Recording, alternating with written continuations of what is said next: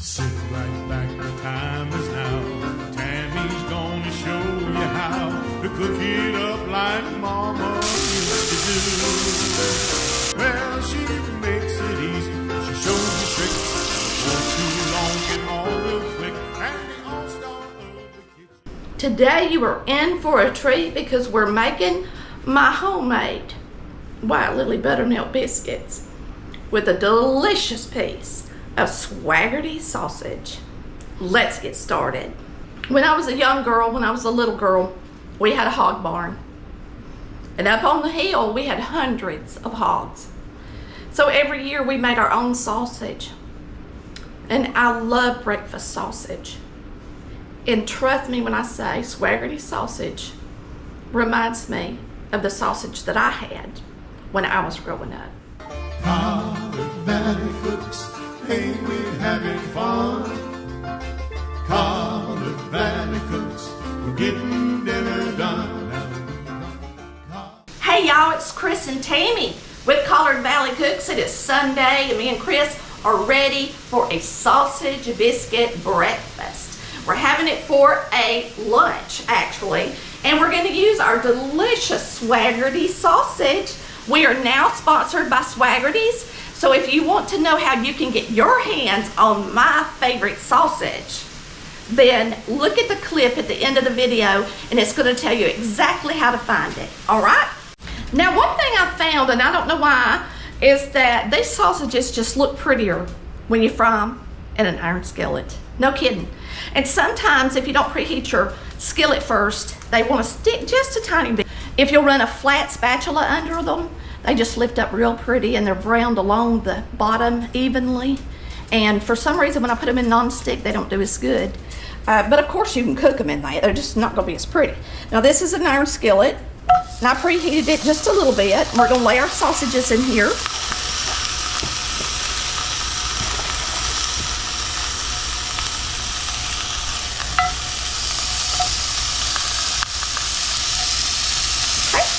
Me and Chris do keep it frozen. Most of the time it comes in the frozen section.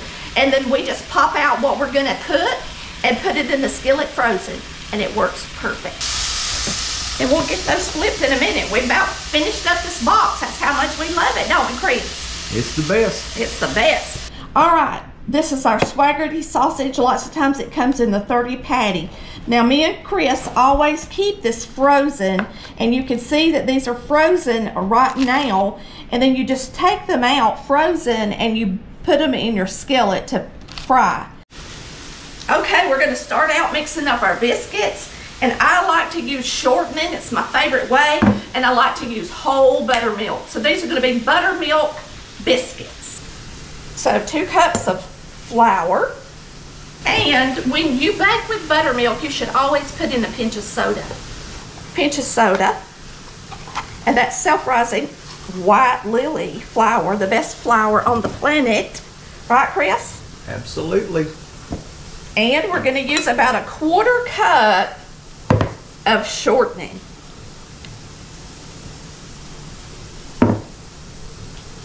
And this is a blending fork. We're going to take this blending fork. It works a lot better than those horseshoe kind. And we are going to blend our shortening into our flour until it's about pea size, and it usually takes about, I don't know, 30 to 50 seconds to do that. So there's nothing to it when you have a blending fork. A lot of people don't make biscuits because they think, oh, I gotta sift my flour and I gotta cut it into shortening, and I'm just not good at it. Well, I can guarantee you one thing: if you buy some white lily and you get you a blending fork, you're gonna be very thrilled. Now, once you get that in there, you're gonna use buttermilk, and you're gonna add it just a little bit at a time until you get it just blended.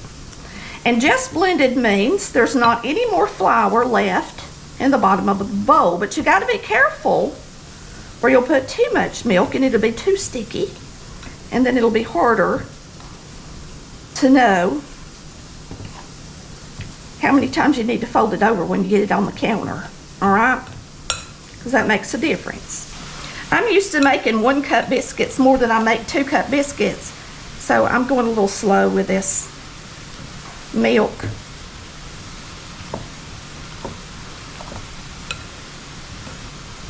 to make sure I don't put too much in it.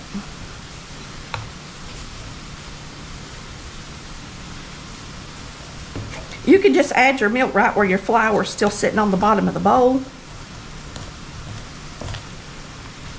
I think that's going to do it. So I'm just going to take this blending fork and stir this up good, and I'm going to show you what your bowl should look like in the bottom when you get it about right. Actually, it's got just a tiny bit more.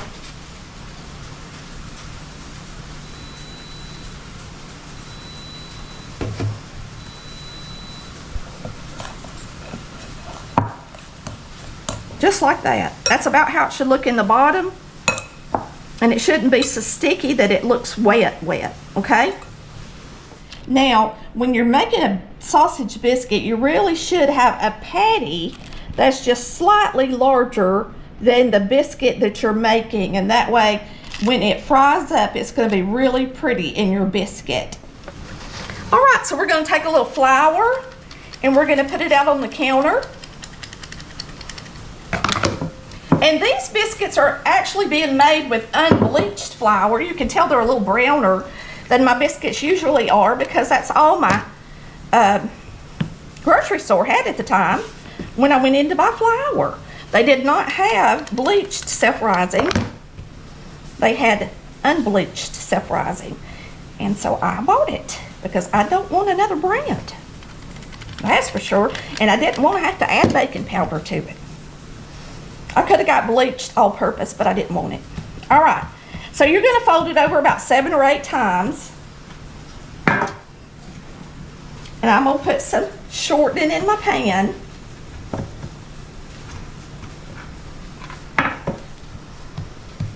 And then you're just going to take your biscuit cutter. You want your biscuits about a 1/2 inch, at least a 1/2 inch, really more like 3/4 inch tall. If you want them to rise pretty, and you want them to rise pretty when you're doing a sausage biscuit because you want to be able to split it open and stuff it.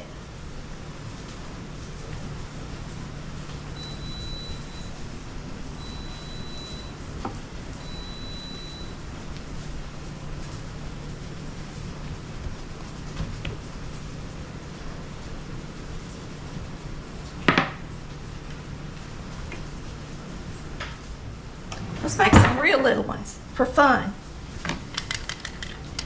This is my donut hole punch. Well, you see it. Make some donut hole biscuits. And you'll get to see how pretty they rise. And I always take a little buttermilk and I pat them on the top. I wash them with buttermilk and then I put them in the oven. All right, I'm gonna get these in the oven. And I'm baking them today at a higher temperature than I normally do. Typically I bake my biscuits at 450 and today I'm baking them at 500 degrees. So we're gonna see. I think they'll be softer on the inside and be a softer sauce. And when you make this sausage in anything other than nonstick, you always want to use a flat spatula to run up under the edges of it and really do a good job of taking it off the bottom. And that way it's nice and pretty and evenly browned.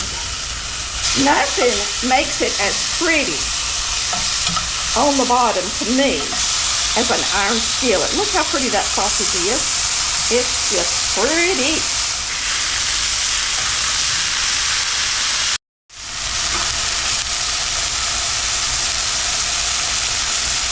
All right, now we're going to start some grits. Now I use quick grits. And so if you don't know what that is, just look on the grit package when you get to the grocery store, and that's what I use. All right, so I have got 2 cups. I don't normally measure my water, but y'all are always asking me to, so today I did. So I've got about 2 cups of water in this, and I'm gonna add about a 1/2 cup of grits. We're gonna mix it up and put it in the microwave for 3 minutes on high.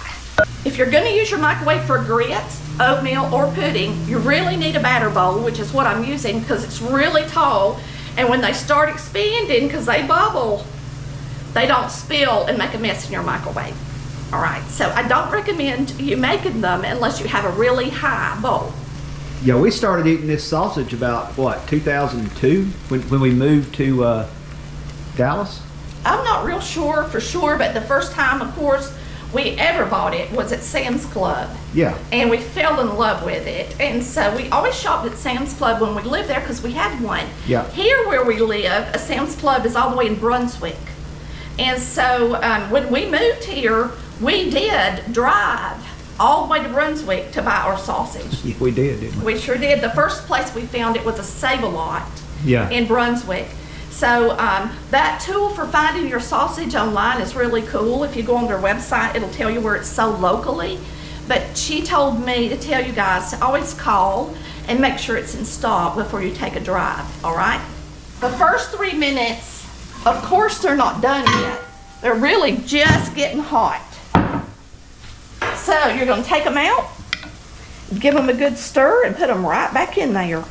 3 more minutes, and the next time we pull them out, they should be a lot thicker, and we're going to add a little bit of milk to them.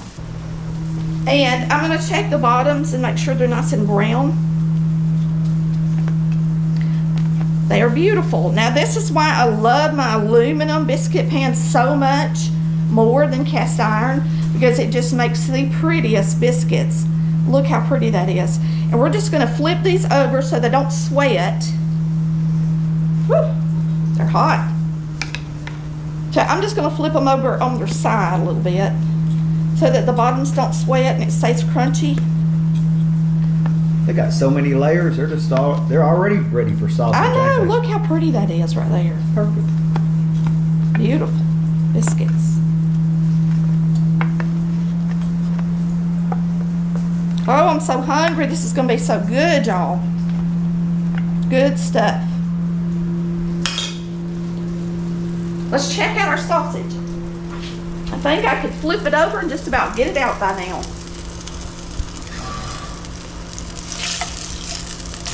Perfect. It's ready. Now, I like my sausage to have a little bit of crunch on the outside.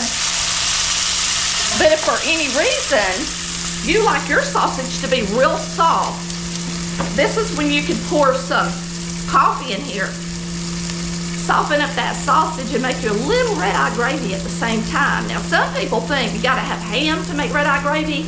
I beg to differ. You can make red-eye gravy with bacon, ham, or sausage, or really whatever meat you decide you want to fry up that morning, all right? And I think I'm gonna make a little red-eye gravy today. But I don't think I'm gonna soften my sausage with it because I personally like it like this, or we'll soften 2 of them. How's that? And I'll show you what I'm talking about. Now that's how they look. Okay, now I've got some coffee left over from this morning in here, and we're just gonna pour it into our sausage. And it's gonna soften up that sausage and make a little red-eye gravy at the same time. It's gonna be good.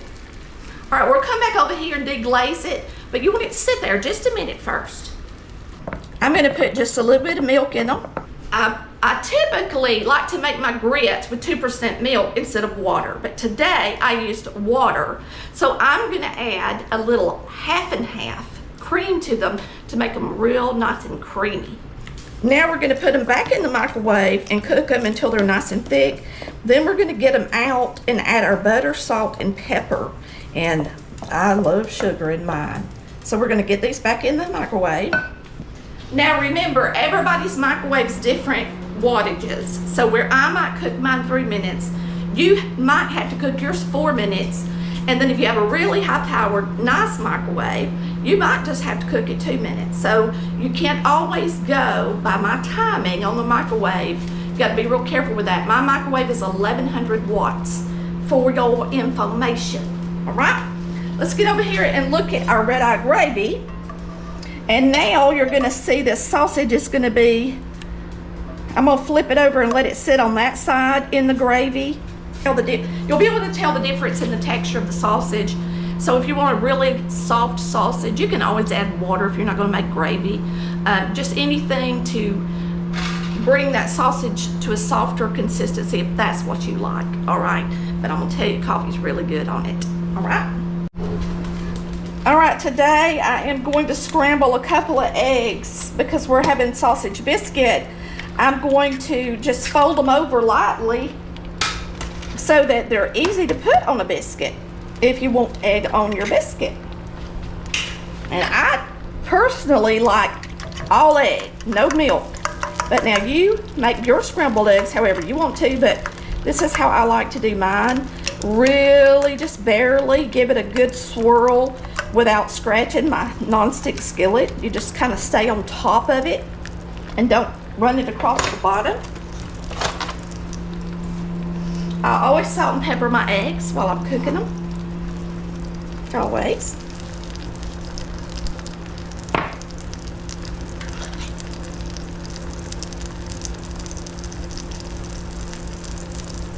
And nothing makes eggs to me better than nonstick. Now, I like cast iron for my sausage, but I like a nonstick pan for my eggs.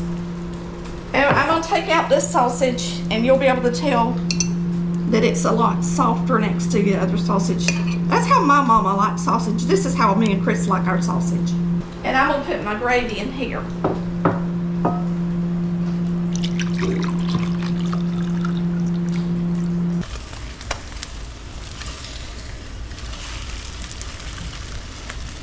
So I'm just kind of folding these over and keeping them kind of solid so that they're easier to put on the biscuit. It's kind of like a scrambled fried.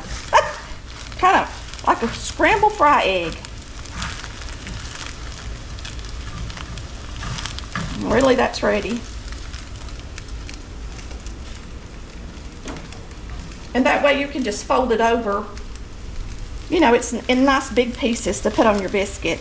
I get aggravated when I go places and they give me a scrambled egg biscuit and the eggs are so tiny scrambled that they just fall all into the car when you try to take a bite. So you can make them a little bigger like that if you want to.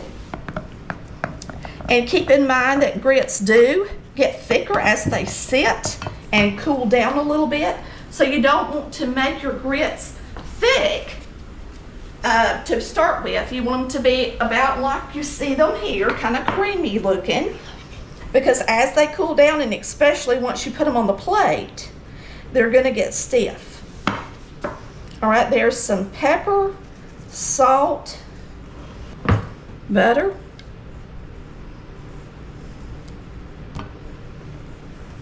and me and Chris love sugar, don't we, baby? Oh yeah. And you know what dawned on me the other day? What's that? Some people say that you're not Southern if you put sugar in your grits. And do you realize that only Southerners eat grits? What about that? Northerners don't even eat grits. They eat cream of wheat and different things like that. But a lot of people from the North have never even tasted grits. What? So no I'm not matter sure. what you put in them, If you're Southern, eating grits, you're Southern. All right, we're gonna put a little sugar in them. What about that? Yeah, something, ain't it? Perfect, delicious, creamy Southern grits. All right, let's get us a sausage biscuit, the star of the show. And I'm starving. And I bought me some blackberries because I'm out of blackberry jelly. And I cannot wait to make it. I'm so hungry for it. So maybe I'll show y'all how to make blackberry preserves. All right, look at here. Here's a beautiful biscuit. I'm gonna open it up. We're gonna put a piece of sausage in it because this is a sausage biscuit breakfast. Okay? And now we're gonna put a little bit of grits on the plate.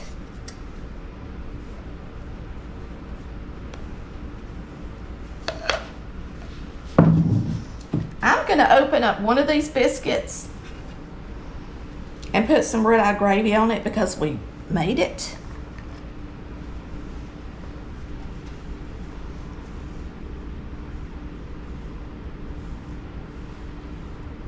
Lots of times you put it on your biscuit and on top of your grits. And then our eggs, and you can eat them on the plate or you can eat them in your biscuit.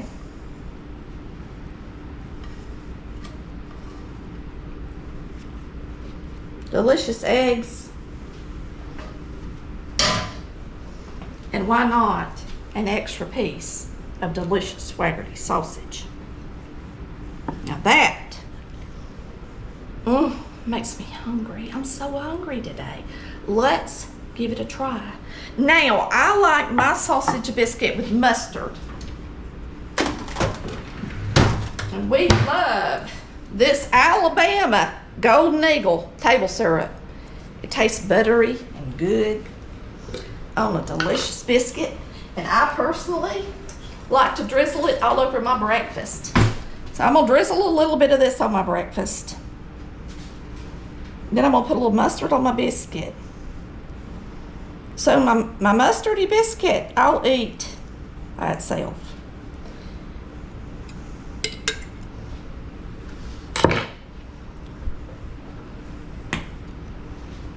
Put a little mustard on our biscuit. I like a lot.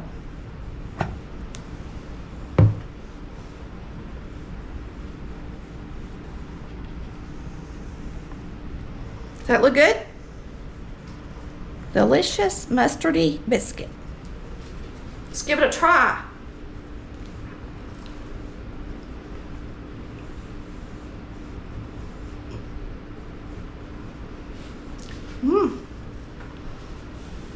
Now, I grew up, let me tell y'all this.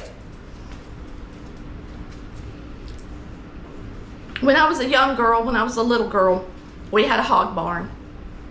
And up on the hill, we had hundreds of hogs. So every year we made our own sausage. And I love breakfast sausage. And trust me when I say Swaggerty sausage reminds me of the sausage that I had when I was growing up. So y'all be sure and give it a try. All right? I'll put a link in the post to show you how to get to their website so that you can find some.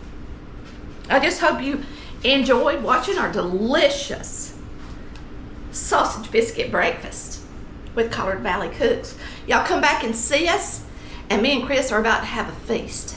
We'll see you next time on Collard Valley Cooks. Bye, y'all. Love ya. Cooking time, it's over now. Tammy, she just showed you how to cook it up like Mama used to do. So go on out and have some fun. Now you're getting dinner done with Collard Valley Cooks.